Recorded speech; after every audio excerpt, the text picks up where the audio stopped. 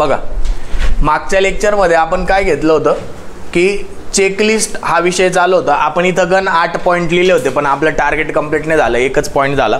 असो, आता आपण आज त्याच्यातच जसं लोड बेरिंग स्ट्रक्चरचं आपण डिस्कस केलं होतं, तुम्हाला लिहायला लावलं होतं, सिमिलर वेमध्ये आपल्याला क्वेश्चन विचारला जातो, write down the checklist for RCC structure. RCC स्ट्रक्चरसाठी सुद्धा आपल्याला चेकलिस्ट विचारली जाते. पण ओव्हरऑल चेकलिस्ट म्हणजे काय? चेकलिस्ट म्हणजे काहीच नाही, तुम्हाला ॲक्टिव्हिटी माहिती पाहिजे आणि त्या ॲक्टिव्हिटीमध्ये काय चेक केलं जातं तेवढं माहिती पाहिजे.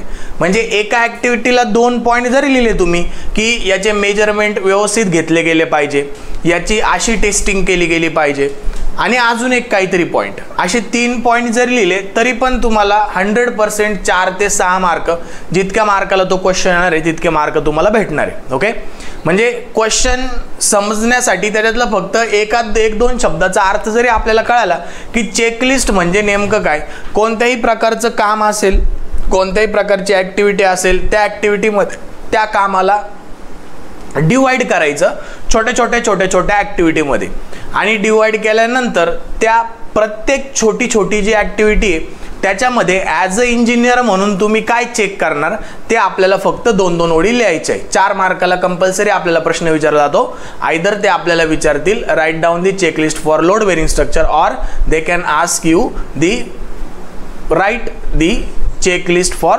RCC structure. ओके, आता जर समजा त्यांनी एकदमच अवघड प्रश्न काढायचा ठरवला पेपर, तर मग ते असं विचारू शकतात write down the checklist for construction of water tank किंवा write down the checklist for construction of septic tank किंवा write down the checklist for construction of dam. आता डॅम बीम फार अवघड झालं, ते डॅमचं तुम्हाला येणार नाही, पण at least load bearing structure, RCC structure आणि वॉटर टँक.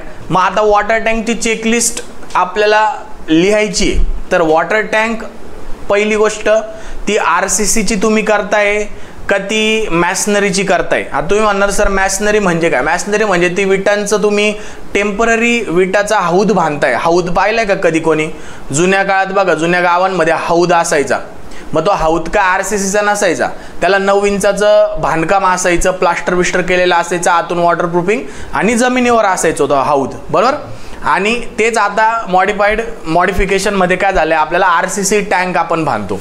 मग जर RCC वॉटर टँक आपल्याला बांधायची असेल तर काय चेकलिस्ट पाहिजे? मग ती चेकलिस्ट लिहायच्या पहिले आपण RCC वॉटर टँकमध्ये येणाऱ्या ॲक्टिव्हिटी आपल्याला माहिती पाहिजे. काय काय ॲक्टिव्हिटी असतात? तर मेजर ॲक्टिव्हिटी तर आपल्या कोणत्या असतात? फोमवर्क असतं पहिलं, त्याच्यानंतर स्टील वर्क असतं, रेनफोर्समेंट स्टील, आणि तिसरं कॉन्क्रिटिंग असतं. या 3 गोष्टी असतात मेन, सर्वात महत्त्वाच्या, बरोबर.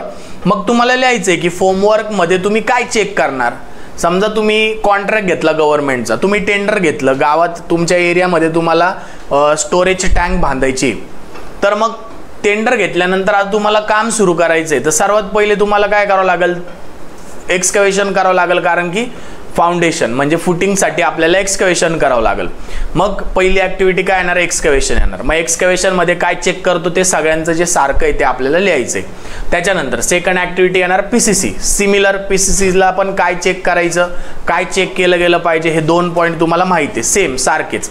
त्याच्यानंतर फाउंडेशनमध्ये सुद्धा काय चेक केलं जातं हेही तुम्हाला माहिती आहे. मग फाउंडेशन नंतर आपण काय करतो? कॉलम उचलतो. आता तुम्ही गावातली वॉटर टँक पाहिली असेल तर ती काय एकदम कमी हाईटला नसते, ती फार हाईटला असते, म्हणजे कॉलमची हाईटच फार उंच असते, म्हणजे जवळपास 20 ते 30 मीटर कॉलमची हाईट असते, बरोबर. आणि काही हाईट नंतर तुम्हाला असे बीम दिसतील, त्याला परत वरती हाईट केल्यावर असे बीम दिसतील, म्हणजे फ्रेम स्ट्रक्चर तुम्हाला उभं करायचं आहे. मग कॉलमसाठी तुम्हाला, कॉलमच्या कॉन्क्रिटिंगसाठी तुम्हाला काय चेकलिस्ट लागेल ती आपल्याला तिथे लिहावं लागेल. मग कॉन्क्रिटिंगसाठी काय चेकलिस्ट पाहिजे की proportion should be as per specification.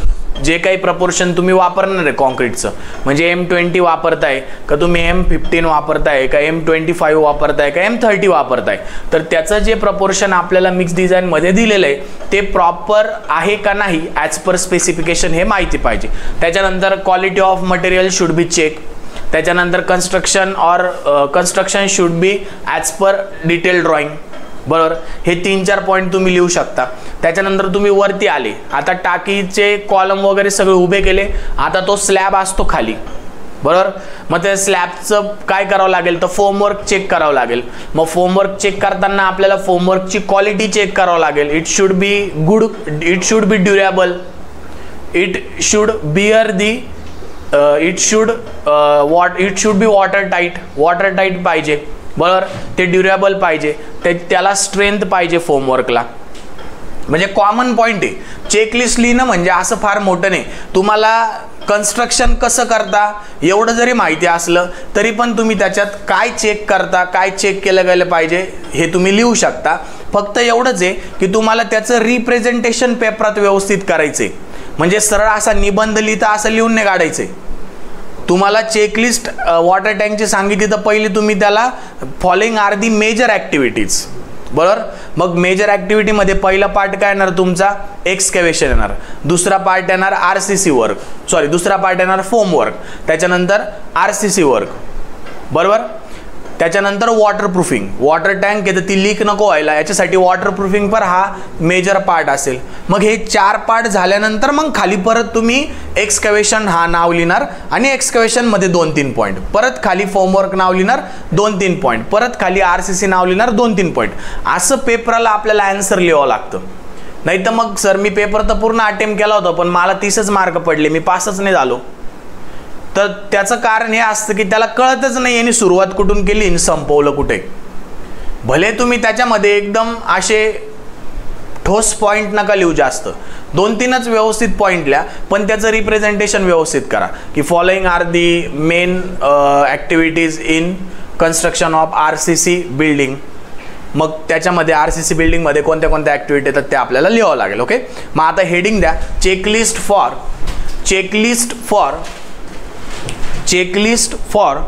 RCC, checklist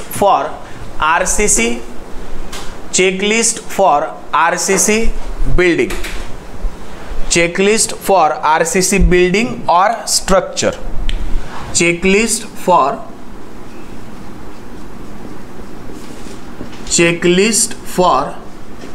RCC building or structure. Okay, हा आपल्याला 4 ते 6 मार्काला युनिव्हर्सिटीला विचारणारा क्वेश्चन आहे. 4 ते 6 मार्क्सला आपल्याला विचारला जाईल. एक तर RCC बिल्डिंग बद्दल विचारलं जाईल किंवा तुम्हाला लोड बेरिंग स्ट्रक्चर बद्दल विचारलं जाईल. आणि तुम्हाला सबमिशन पण आहे कॉलेजला, तर सबमिशनला सुद्धा असाइनमेंटमध्ये तुम्हाला हे चेकलिस्ट लिहायला लावतील. मला माहिती नाही अजून सुरू झालंय का नाही, पण लिहायला लावतील ते. ओके, चला लक्ष द्या. मग आता चेकलिस्ट म्हणजे तुम्हाला माहिती की ॲक्टिव्हिटीमध्ये आपल्याला डिवाइड करायचं. मग RCC मध्ये कोणत्या कोणत्या ॲक्टिव्हिटी येतात तर सांगा. पहिले काय येणार, साईट क्लिअरन्स, त्याच्यानंतर एक्सकॅव्हेशन, त्याच्यानंतर बोला एक्सकॅव्हेशन नंतर काय येणार PCC, त्याच्यानंतर फुटिंग, त्याच्यानंतर फुटिंग नंतर नाही 5वं कॉलम अप टू प्लिंथ पर्यंत आपल्याला कॉलम उचलावं लागतं ना. आणि PCCच्या फुटिंगच्या अगोदर आपल्याला 4था पॉईंट इथं रिएन्फोर्समेंट लिहावं लागेल. तुम्ही पुढच्या आठवून ठेवा. रिएन्फोर्समेंट फुटिंगसाठी पहिले स्टील बांधावं लागेल ना, मग फुटिंग, मग कॉलम. बरोबर, त्याच्यानंतर 7वं plinth beam and ground beam. लिहू नका, तुम्ही आठवा कोणत्या कोणत्या ॲक्टिव्हिटी येतात. ग्राउंड बीम, त्याच्यानंतर 8वा पॉईंट, त्याच्यानंतर प्लिंथ फिलिंग. प्लिंथ फिलिंग नंतर 9वा पॉईंट काय येतो? RCC work. प्लिंथ फिलिंग नंतर column up to first floor. Column up to first floor. मग त्याच्यानंतर 10वा पॉईंट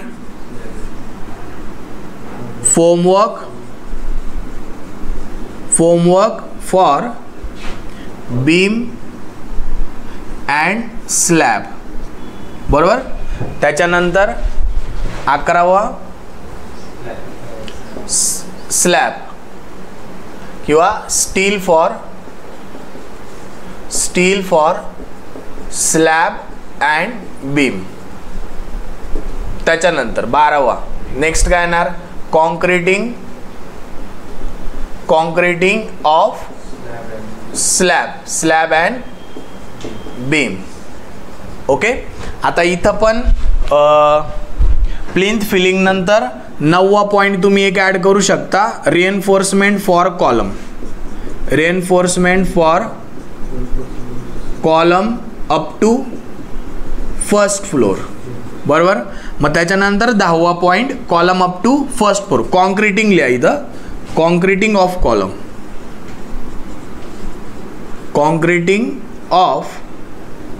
कॉन्क्रीटिंग ऑफ हे सगळं माहिती पाहिजे बरं का. हे साईटवर तुम्ही जाणार तरच माहिती तुम्हाला कोणती कोणती ॲक्टिव्हिटी करता.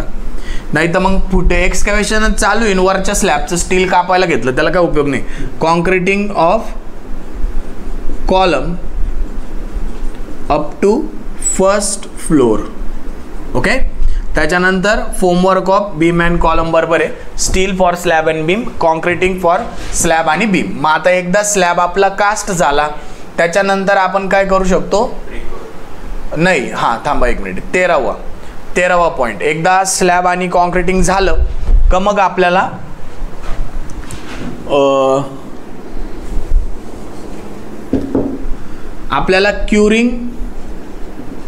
क्युरिंग ऑफ स्लॅब अँड डीशटरिंग म्हणजे काय की स्लॅब कास्ट झाल्यानंतर आपल्याला काहीतरी स्पेसिफिक 14 दिवस 28 दिवस ते सगळं फोमवर्क जसल्या तसं ठेवावं लागतं. ते काढू नाही शकत आपण, कारण की कॉन्क्रीट सेट झालेलं नसतं. कॉन्क्रीट सेट व्हायला मिनिमम 14 दिवस लागतात. आणि किती बी मॅक्स आपल्याला फास्ट काम करायचंय तर स्लॅबचं फोमवर्क प्रॅक्टिकली आपण 20 दिवस तरी ॲटलिस्ट ठेवतो. 20 दिवस ॲटलिस्ट ठेवतो. आता डीशटरिंग ऑफ फोमवर्क याच्यासाठी आपल्याला IS 456 मध्ये टेबल दिलेला आहे की जर कॉलम असेल, कॉलम आणि भिंत याचं म्हणजे जेवढे काही व्हर्टिकल गोष्टी आहे त्याचं फोमवर्क आपल्याला काढायचं असेल तर किती वेळेत आपण काढू शकतो. IS कोडने आपल्याला दिले. नाही तर कोणी काय करलं, आता कॉन्क्रीट झालेलं 1 तासात काढून घेईल, काय होऊन जाईल? पडून जाईल ना सगळं कॉन्क्रीट. सेट व्हायला म्हणजे कॉलम आणि व्हर्टिकल जेवढे पण मेंबर असतात तर IS कोडने आपल्याला काय सांगितलंय की 16 ते 24 तास, ॲटलिस्ट 16 ते 24 तास आपण ते ठेवायचं आणि 24 तासानंतर काढायचं. 24 तास म्हणजे 1 दिवसानंतर तुम्ही कॉलमचं फोमवर्क रिमूव्ह करू शकता आणि दुसरे कॉलम भरायला ते यूज करू शकता. हे IS कोडनी दिलेलं आहे.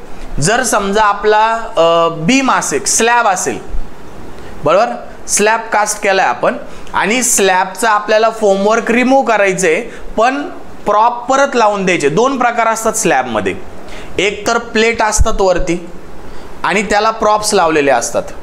2 मेजर पार्ट असतात, प्लेट आणि प्रॉप्स, बरोबर. मग आपल्याला स्लॅबचं फोमवर्क रिमूव्ह करायचंय तर तुम्ही प्लेट 3 दिवसात काढू शकता पण प्रॉप परत लावून द्यायचे. प्लेट काढून घ्यायच्या आणि प्रॉप परत स्लॅबला लावून द्यायचे, बरोबर. जर तुमच्या स्लॅबची विड्थ ही 3 मीटर असेल तर, जर ती 3 पेक्षा जास्त असेल तर मग तुम्ही 7 दिवसात काढू शकता. मग आता आलं बीमवर.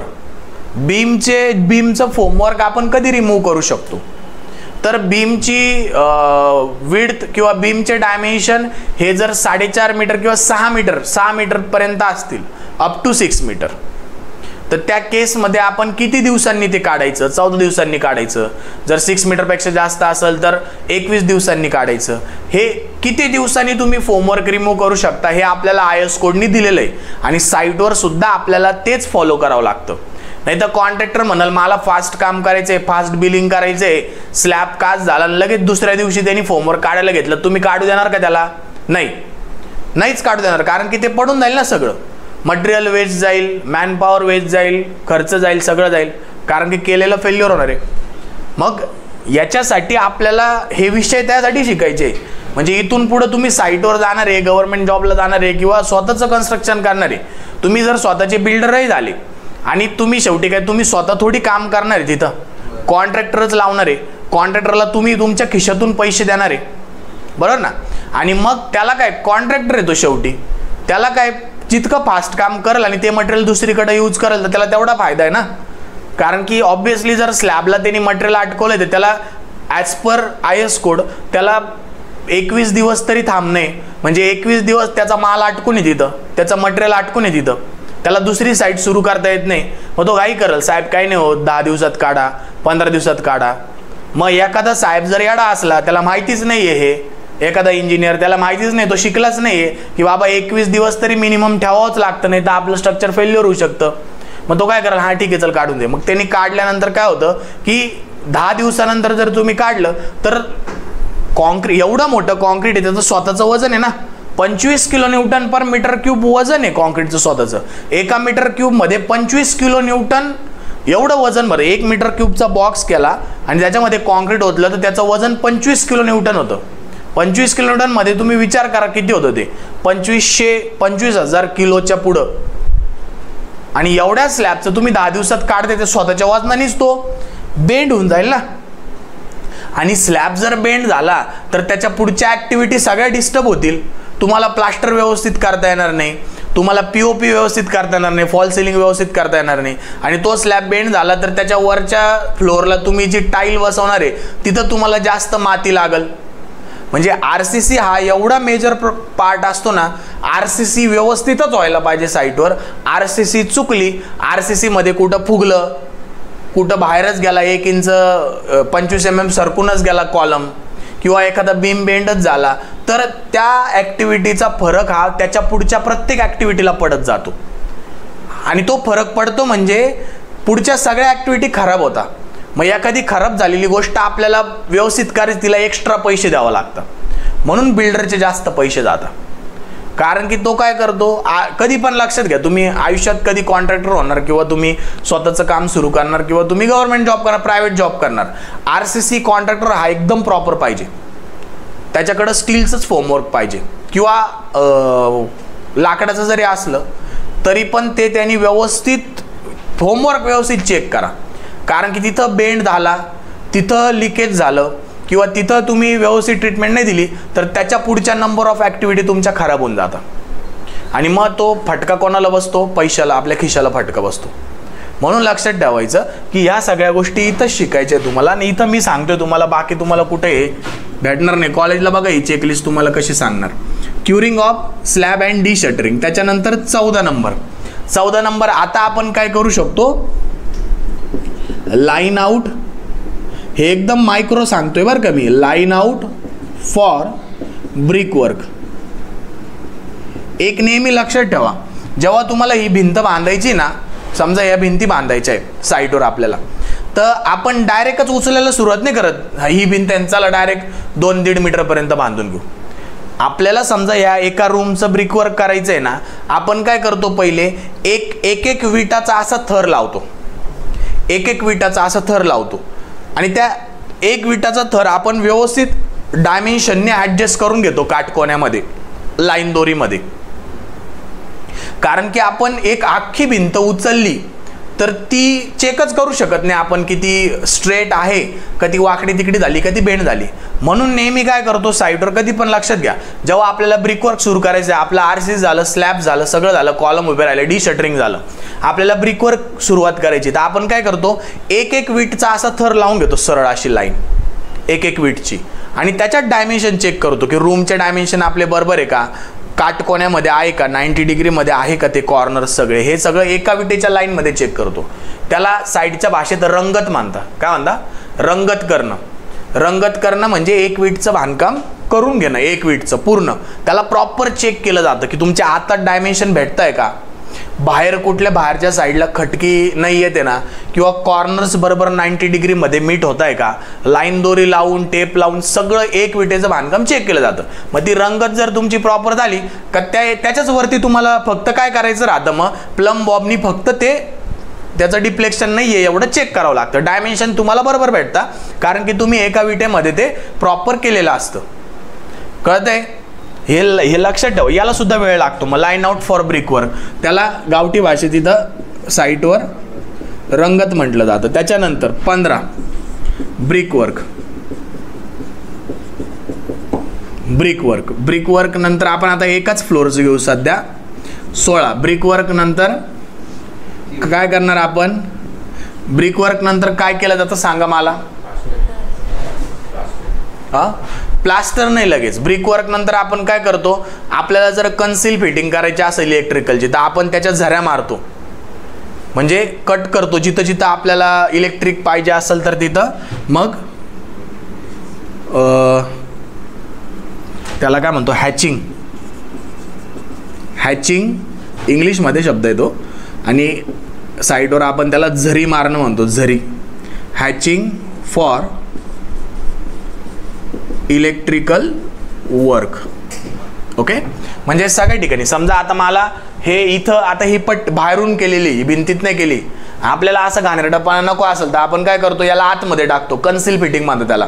मग जेव्हा ब्रिक वर्क करतो ना तेव्हाच ह्या एवढ्या विडची ना असं हॅच करून घेतो, म्हणजे काढून घेतो. मशीन येतं ते, त्या मशीननी किंवा छिन्नी हातोड्याने आपण असं बरोबर अशी रेष मारून घेतो आणि मग त्याच्यामध्ये पाईप टाकतो. हा जो वरती दिसतोय ना तो त्याच्यामध्ये जाईल आणि मग तिथं वायरिंग करतो आपण, बरोबर. म्हणजे मग हॅच वर्क झालं for electrical work and pipe works. त्याच्यानंतर सेम आपण 17 नंबरला हॅचिंग फॉर प्लंबिंग वर्क, कारण की प्लंबिंगचे पाईप थोडे आपल्याला घराच्या आजूबाजूला बाहेर दिसतात, ते पण आतमध्येच असतात ना. मग हॅचिंग फॉर प्लंबिंग वर्क, बरोबर. And pipe fitting. ओके. त्याच्यानंतर मग आता हे झाल्यानंतर 18व्या नंबरला आपण काय करतो, प्लास्टरिंग करतो. मग प्लास्टरिंग झाल्यानंतर 19व्या नंबरला आपण मग फायनली काय करणार, पेंटिंग करणार. आणि मग किंवा पेंटिंग आपण सर्वात लास्टला ठेवतो.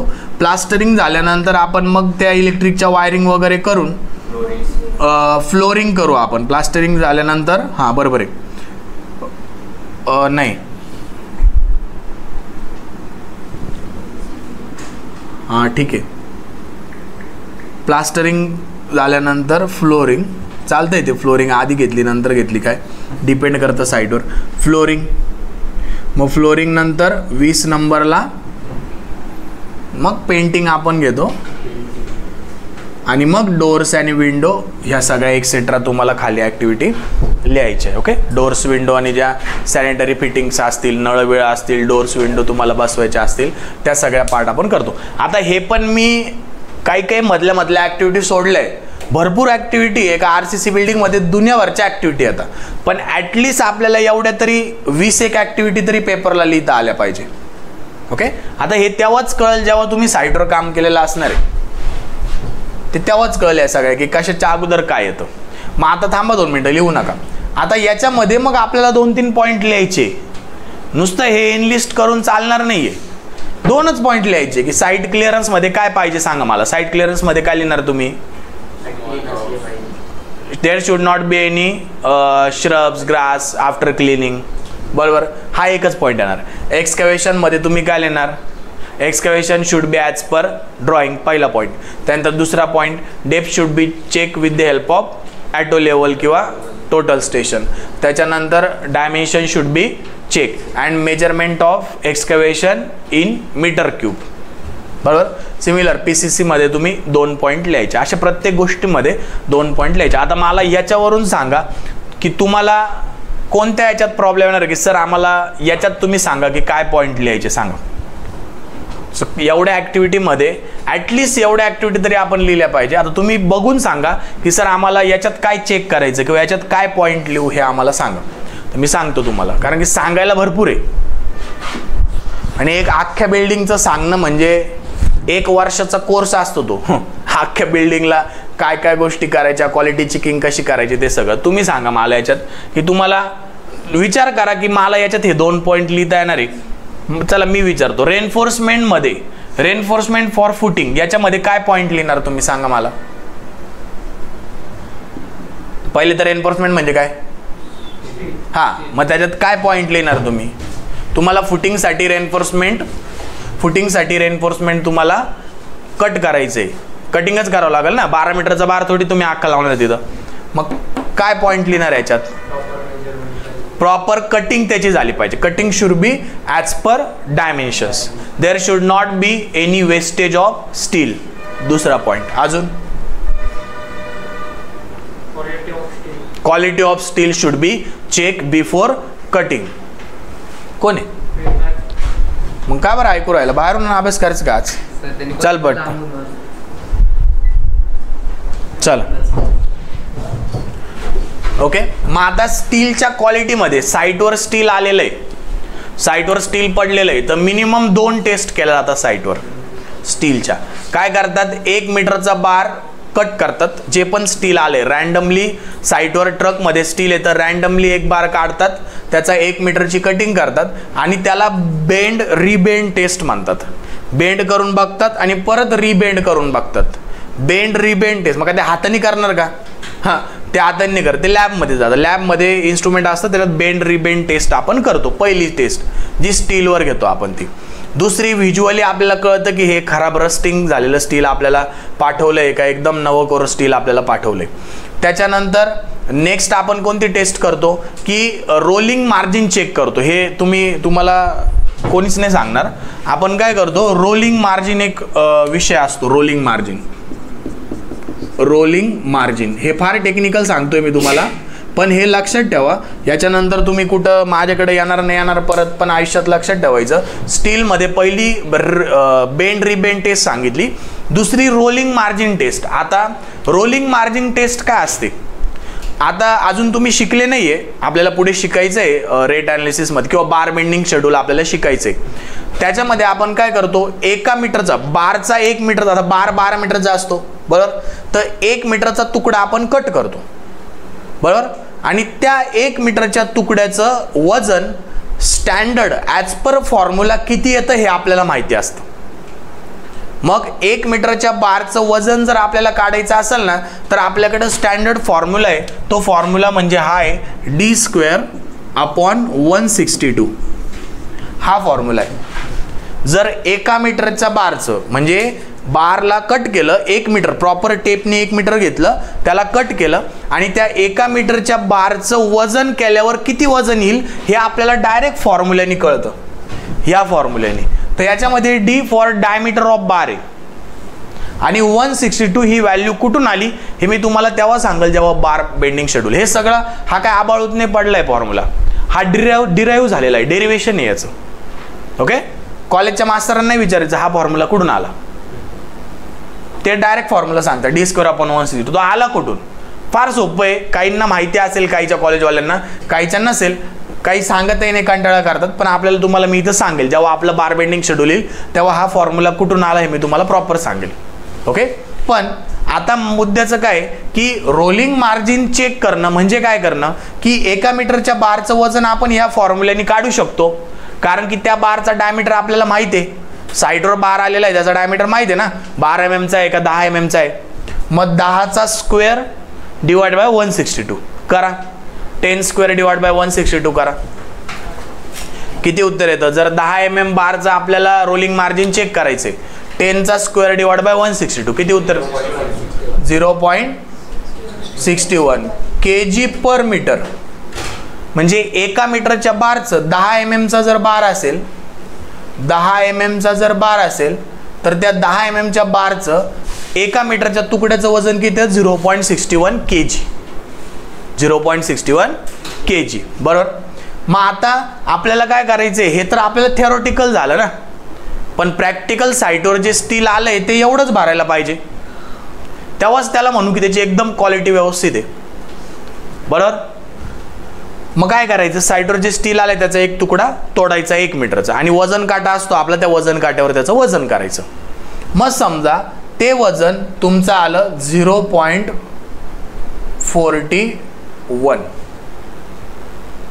एक फॉर एक्झाम्पल, बरोबर. म्हणजे याच्या किती आलं ते करा, 0.41 डिवाइड बाय 0.61 इंटू 100, किती टक्के आलं. ॲक्च्युअल 0.61 यायला पाहिजे होतं, आलं 0.41. मग 0.41 डिवायडेड बाय 0.61 इंटू 100 करा, इंटू 100 करा. पर्सेंटेजमध्ये सांगा किती टक्के आलं ते.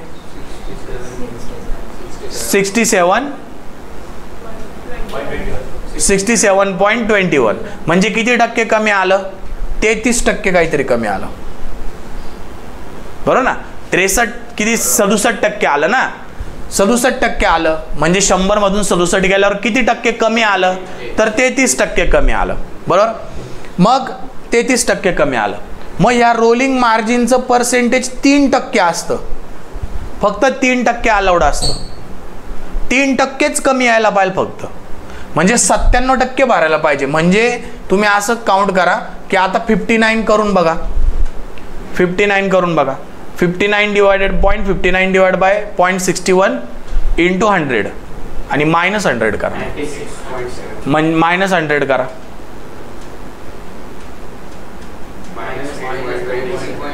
तरी पण 3 पेक्षा जास्त येते. म्हणजे मग इथं आता 60 करा, सॉरी 60 करा, 60 करा. 0.60 डिवाइड बाय 0.61, 100 मधून मायनस करा. 1.63. आता ते चालेल, कारण की ते 3%पेक्षा आत आहे. कारण की IS कोडनी 3% अलाउड केलंय की 3% तुम्ही कमी वजनाचं घेऊ शकता. ॲक्च्युअल तर एवढंच पाहिजे 0.61. पण आता कसं असतं, जेव्हा जे मॅन्युफॅक्चर असतात, आता मेन जे क्वालिटी स्टील कोणतं पकडलं आता, Tata steel. Tata steel quality पकडलं जातं. पण साईटवर काय टाटा स्टील यूज करता का, कोणत्याही लोकल वेंडरचं करता, राजुरी म्हणा किंवा काही कोणतंही स्वस्तिक स्टील, काही जे काय असतील, मग ते काय करतात, ते स्क्रॅपपासून स्टील बनवतात.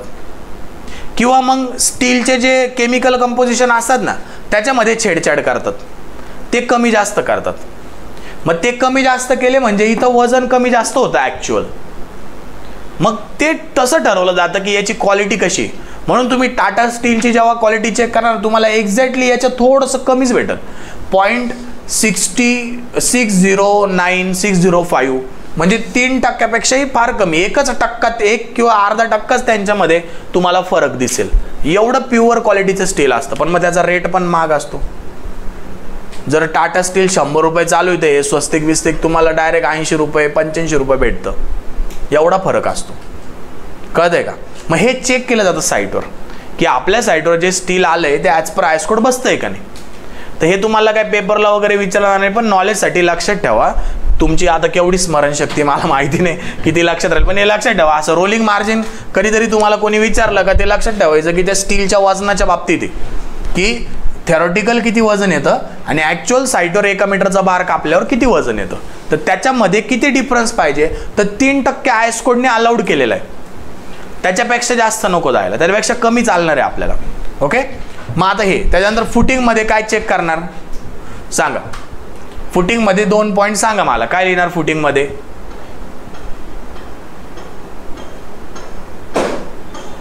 बोला. फुटिंग चालू आहे, पाठवलंय साईटवर. ॲक्युरेट मेजरमेंट ही कशाच्या मदतीने तुम्ही चेक करणार.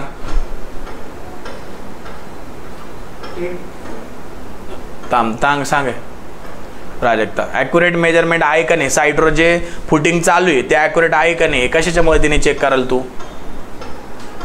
टेप नुसता तू काय पाठ करून आली का डायमेन्शन साईटवर. मग कशाच्या मदतीने चेक करशील, कशाच्या रेफरन्स घेऊन चेक करशील. हा मध्ये ना उत्तर बरोबर आहे ना. तू काय अख्खी साईट पाठ केली काय. पाठ काय साईटवर जायच्या अगोदर काय घरी बसून अभ्यास करतो काय आपण साईटचा. ड्रॉइंग्स ना, गेल्यावर साईटवरून ऑफिसमधून ड्रॉइंग घ्यायचे, साईटवर जायचं, हां याचे डायमेन्शन 1/2 ची फुटिंग आहे, तर आहे का बरोबर 1/2, मग नंतर टेप येतो ना, पहिले तुला 1/2 माहिती पाहिजे ना, बरोबर. मग ठीक आहे, ते डायमेन्शन चेक केले. आता कॉन्क्रिटिंग चालू आहे, काय चेक करणार, किंवा कॉन्क्रिटिंगच्या पहिले फोमवर्क आहे आणि स्टील आहे, हे फुटिंगचं स्टील तर झालं आपलं, आता फोमवर्क आहे, फुटिंगला फोमवर्क तर करावं लागेल ना, मग त्याच्यात काय चेक करशील तू फोमवर्कमध्ये, स्ट्रॉंग पाहिजे, कसं कळल तुला, लिकेज नाही पाहिजे, त्यानंतर त्याची थिकनेस, मिनिमम प्लाय त्यांनी कितीचा वापरलेला आहे तो पण महत्त्वाचा आहे, बरोबर. त्याच्यानंतर त्याला प्रॉपर सपोर्टिंग आहे का नाही, नाही तर काय होतं कधी कधी कॉन्क्रीट टाकल्यावर ते फाटून जातं फोमवर्क, सगळं कॉन्क्रीट वाया जातं. म्हणून त्याला आजूबाजूनी सपोर्ट आहे का नाही, supporting should be check, supporting of formwork should be check, बरोबर. Water tightness of formwork should be check. Common गोष्टी आहे, म्हणजे अशा काही पाठ करण्यासारखे नाही. आपण आता 3rd इयरला आलोय म्हणजे आपल्याला ॲटलिस्ट हे सगळं माहिती आहे, फोमवर्क काय असतं, कॉन्क्रिटिंग काय असतं. त्याच्यानंतर proportion of concrete should be as per specification and proportion should be maintain at on site, साईटवर मेंटेन झालं. आता ते कसं मेंटेन करता मी ऑलरेडी तुम्हाला सांगितले. मग आता कॉलम अप टू प्लिंथ काय चेक करणार याच्यात, कॉलम अप टू प्लिंथमध्ये, हां फुटिंगमध्येच अजून एक थांबा, फुटिंगमध्येच अजून एक, फुटिंगमध्ये कॉन्क्रिटिंगच्या पहिले बिफोर कॉन्क्रिटिंग आपल्याला कॉलम पण उभे करावं लागतं ना, कारण की फुटिंगचं कॉन्क्रीट झाल्यावर कुठं तुम्ही होल पाडून त्यात आधी कॉलमचं पण स्टील, फुटिंगचं तर स्टील करायचंच आहे आणि कॉलमचं पण स्टील उभं करायचं आहे. मग कॉलमचं स्टील उभं करण्यासाठी आपल्याला त्याची लाईन आउट व्यवस्थित आहे का नाही, त्याची position as per centre line plan आहे का नाही त्या स्टीलची, ते चेक करावं लागतं, पोझिशन चेक करावं लागते. ओके, मग ती position should be position reinforcement position of column should be check as per centre line plan. Okay, इथं फुटिंगमध्येच लिहायचं. मग त्याच्यानंतर कॉलम अप टू प्लिंथ याच्यात कॉन्क्रिटिंग करायची आपल्याला. मग कॉलमच्या कॉन्क्रिटिंग करताना काय गोष्ट चेक केली गेली पाहिजे, त्याचं फोमवर्क सेम, परत water tightness of formwork should be check. त्याच्यानंतर plumb of formwork should be check, centre line distance of formwork should be check. कॉलमचा असा कॉलम उभा केलेला आहे, त्याला काय करतात, तो प्लम बॉब लावतात आणि मग चेक करतात आपल्याला सगळीकडून व्यवस्थित डिस्टन्स भेटतंय का नाही, पूर्ण थ्रू आउट लेंथ, बरोबर. मग कुठेतरी कमी भेटत असेल तर थोडासा असा करायला लावतात त्याला, कुठेतरी जास्त थोडासा असा करायला लावतो, हलवायला लावतात आपण, फोमवर्क हलवतो, बरोबर. त्याच्यानंतर सेंटर टू सेंटर डिस्टन्स आपण चेक करतो कॉलमचं, या सगळ्या गोष्टी. आता जेव्हा आपल्याला प्लम चेक करायचा आहे तर तो प्लम बॉबच पाहिजे साईटवर, कॉन्ट्रॅक्टरकडे तो प्लम बॉबच पाहिजे, नाही तर दडबदरी कॉन्ट्रॅक्टर काय करतात, दगड लावता खाली दोरा लावतात, दगड लावता खाली, नाही तर एखादा स्टीलचा तुकडा लावता का, हे सगळं होतं साईटवर. मग त्याच्याने काय होतं, प्लम बॉब काय इन्व्हेंट केलाय, एकदम स्ट्रेट लाईन देतो प्लम बॉब, म्हणून इन्व्हेंट केलाय ना. अरे दगड काय करणार आहे त्याच्यात, किंवा लाकडाचा तुकडा काय करणार आहे, अरे असे कॉन्ट्रॅक्ट. मग त्यांना सांगायचं भाऊ प्लम बॉब पाहिजे, बाकी दुनियादारी नको सांगू, घेऊन ये 100-200 रुपयाचं, दगड बिगडं नाही चालणार इथं, हां गावठी साईट नाही, प्रॉपर साईट पाहिजे.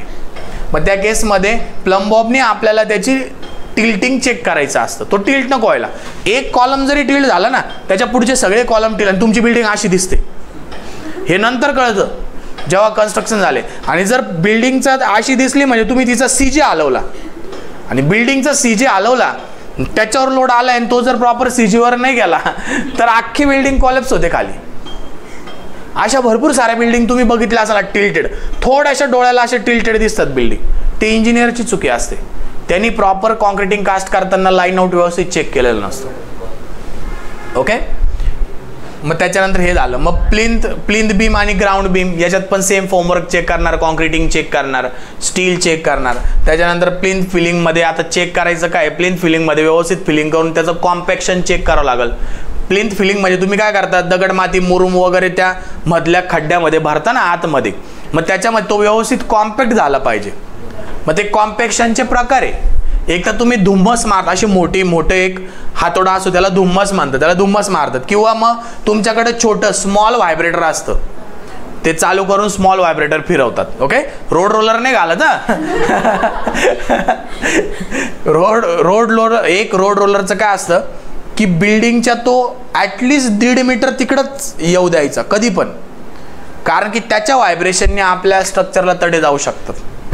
म्हणून तुम्हाला ॲटलिस्ट बिल्डिंगच्या 1.5 मीटर अंतर घ्यायचं आणि तिथपर्यंत तुम्हाला कॉम्पॅक्शन करायचं असेल, भले रोडचा असो, ते तुम्ही नॉर्मल कॉम्पॅक्टरनीच करायचं, तिथं रोडवर घालायचं नाही. कारण की तो जरी हळू चालत असला त्याचे व्हायब्रेशन खूप असतात आणि त्याच्याने तुमचं स्ट्रक्चर फेल होऊ शकतं. तर या बारीक सारीक गोष्टी फार महत्त्वाच्या राहतात, त्या आपल्याला माहिती पाहिजे. Okay.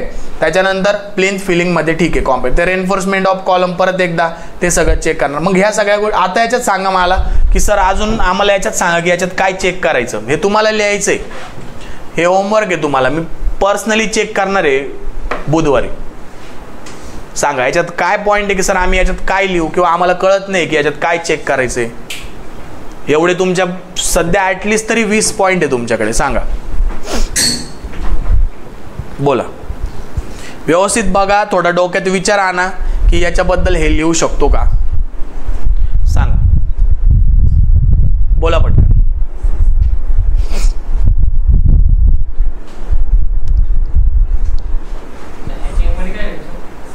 Hatching should be as per drawing. म्हणजे जर तुला तिथंच वायरिंग करायची आणि तू खालच्या साईडला हॅचिंग करून ठेवली तर ते चालणार नाही ना, म्हणून ॲज पर ड्रॉइंग असं. त्याच्यानंतर डेप्थ ऑफ हॅचिंग, नाही तर अख्ख्या भिंतीला आरपार हॅचिंग, इकडून तिकडे डायरेक्ट भिंतच फोडून टाकली तसं नाही चालत. असं करतात तसं. मग ते केव्हा होतं, जेव्हा छिन्नी हातोड्यानी करताना, गावठीपणा छिन्नी हातोड्यानी ठोकताना, तेव्हा ते आरपार घुसून जातं. मग त्यासाठी मशीन येतं हॅचिंगचं. तुम्ही बघितलं असाल ते AAC ब्लॉक, आपले जे फ्लायशचे ब्लॉक असतात ना, ते कापण्यासाठी जे मशीन येतं ना, ते मशीन हॅचिंग करण्यासाठी येतं. असं बरोबर प्रॉपर स्ट्रेट लाईनमध्ये हॅचिंग होती त्याच्याने. आणि रिक्वायर्ड डेप्थ जेवढी, म्हणजे अर्धा इंच किंवा 10 mm 12 mm जेवढी आपल्याला पाहिजे असेल तेवढीच होते. मग त्यासाठी मशीन यूज करायचं. म्हणजे त्याच्यात तुम्ही तो पॉईंट काय लिहिणार मशीनचा, required instrument should be use while hatching. Hatching करताना रिक्वायर्ड इन्स्ट्रुमेंट आपण यूज केलं पाहिजे. त्याच्यानंतर सांगा, बोला, कोणती गोष्ट आहे की तुम्हाला लिहिता येणार नाही.